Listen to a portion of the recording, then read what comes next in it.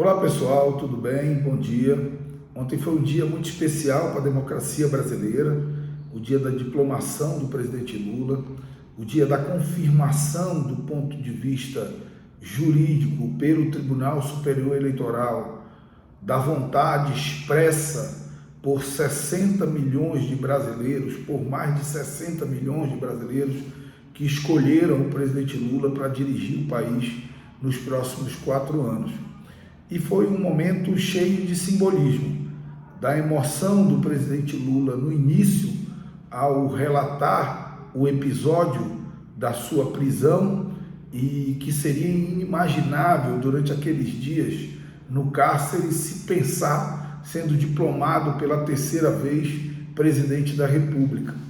O compromisso firme e inafastável do presidente Lula com a democracia, com a pacificação do país, com o desafio de retomar um caminho de prosperidade que possa combater a fome e o desemprego, males que têm maltratado tanto o povo brasileiro.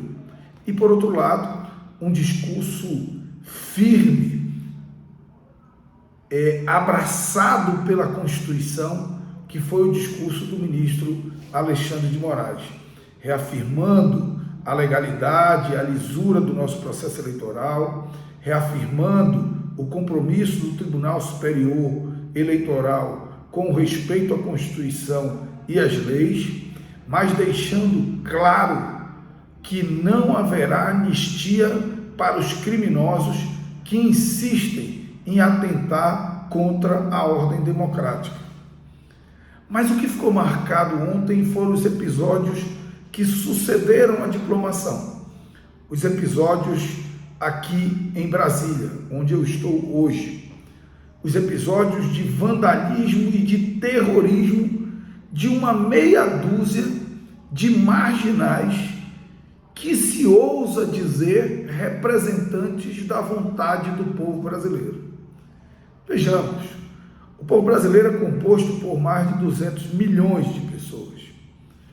Dessas 200 milhões, 60 milhões votaram em Lula, 58 milhões votaram em Bolsonaro e o restante se absteve, não votou ou não tem idade ainda para o voto.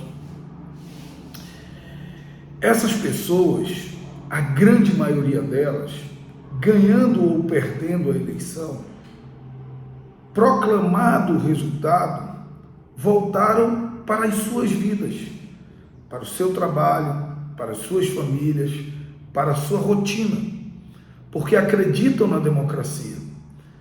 Dos 58 milhões de eleitores de Bolsonaro, a grande maioria voltou para casa, está tocando a sua vida. Alguns torcendo para que o governo do presidente Lula dê certo, outros fazendo ou se preparando para fazer oposição, e uma oposição dura, mas uma oposição dentro dos limites da democracia. Aquela oposição saudável, que é boa que aconteça em qualquer país. Já o episódio de ontem à noite está longe de expressar a vontade do povo brasileiro. E é impressionante a capacidade que essa gente tem de se autoproclamar porta-voz da vontade do povo brasileiro. A vontade do povo brasileiro não é a minha vontade, não é a vontade de quem grita na rua como representante do povo. A vontade do povo brasileiro foi expressa por sua maioria na urna e ela elegeu o presidente Luiz Inácio Lula da Silva. Agora é importante dizer que os episódios de ontem, criminosos, marginais, terroristas, foram produzidos por meia dúzia de amalucados. Eu estou em Brasília, circulei pelas ruas em Brasília, não havia multidão, não havia comoção, havia meia dúzia de amotinados em algumas esquinas, tacando fogo em carro, tacando fogo em ônibus, tacando fogo em carros de forma absolutamente aleatória. Imagina um cidadão, uma cidadã, dona desse carro, que não tem nada a ver com essa disputa política, e que de repente se vê com um prejuízo enorme para si e para sua família. Esses episódios de ontem desmascararam o que está por trás dessas manifestações antidemocráticas na porta dos quartéis. Agora, eles só aconteceram por alguns fatores. Primeiro, pela omissão do governador do Distrito Federal, Ibanez, que é um advogado, que foi presidente da Ordem dos Advogados do Brasil e que deveria ter um respeito inafastável com a Constituição Federal. Da Polícia Militar do Distrito Federal, que também teve uma atitude lenta, omissa e até complacente em determinados episódios com esses marginais que vandalizaram Brasília ontem. E a quase que cumplicidade do ministro da Justiça, que não promoveu nenhuma reação. Em episódios como esses, com essas manifestações na porta dos quartéis, é óbvio que as polícias têm que agir com inteligência, infiltrando membros seus nas manifestações e conseguindo prever atos de terrorismo e de vandalismo como esses. Pasme, tentaram invadir a sede da Polícia Federal. Tentaram invadir a sede da Polícia Federal. E não há uma palavra do ministro da Justiça de condenação a esses atos. O presidente Bolsonaro, pelo contrário, num falso silêncio, que é um silêncio público, mas no privado, nas redes, um estímulo a essas manifestações, quando abriu a boca ontem, abriu, como diz um amigo, para dar um apito de cachorro, para dar um apito a esses marginais de que precisam se manter na rua, dizendo que o seu futuro, que o futuro das Forças Armadas dependeria do que o povo quisesse nas ruas. O que o povo quer não é o que meia dúzia de pessoas gritam nas ruas, não é mesmo nem o que 1 milhão de pessoas gritam nas ruas, como se tivesse 1 milhão, e nem temos 1 milhão nas ruas. O que o povo quer é o que o povo expressa nas urnas, e 60 milhões de brasileiros deixaram claro que querem Lula presidente e não querem Bolsonaro presidente. O presidente Bolsonaro precisa se conformar. Mas é importante entender o porquê dessa atitude dele. O presidente Bolsonaro é um valentão da porta de casa para fora e um acovardado da porta de casa para dentro.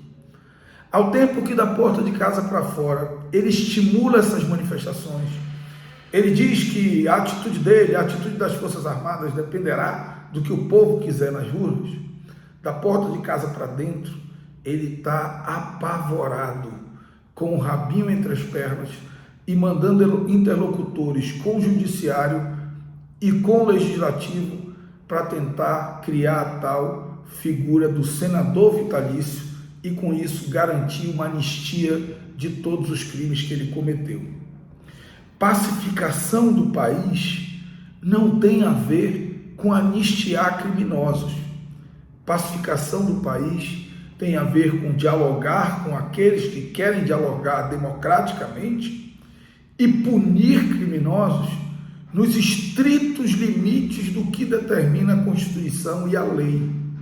Isso é o caminho da pacificação que será construído a partir de 1º de janeiro do ano que vem. Por fim, é importante entender 2 coisas desses episódios de ontem. Primeira coisa, que são atos covardes de vandalismo, de terrorismo, que precisam ser duramente reprimidos pelas forças do Estado. Identificar líderes e prender esses criminosos. Mas, por outro lado, não dá uma dimensão que efetivamente esses atos não têm. Foram atos de meia dúzia, não foram atos de mobilização popular, não foram atos que comprometam a estabilidade política e institucional do país.